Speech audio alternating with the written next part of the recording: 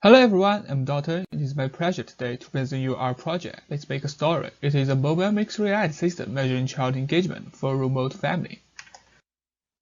Comparing previous research, we aim to combine mixed reality and video call together to engage children more through tangible interactions with animated elements.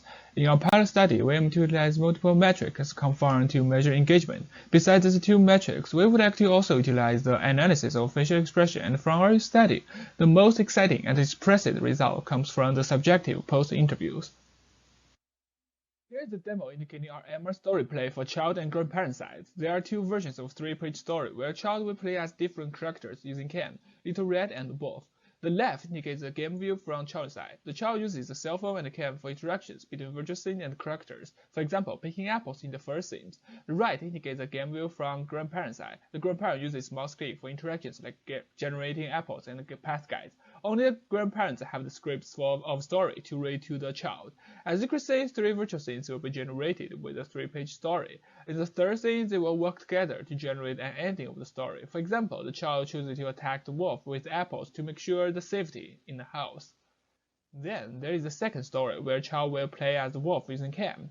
Not only the plots of the story, but the interactions also that he will experience are different. For example, the child will manipulate the wolf to eat bunnies in the first scene. In the second scene, Wolf will go through different paths to find Little Red. In the third scene, child may choose to attack the Little Red to grab his pie in the house as the ending of this version of the story.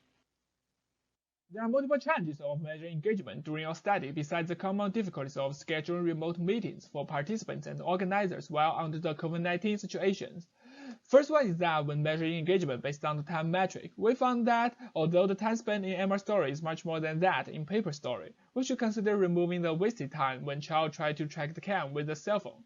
As you can see from these figures, due to the short arms of the child, he might find it is hard to hold the cam all the time during our MR story.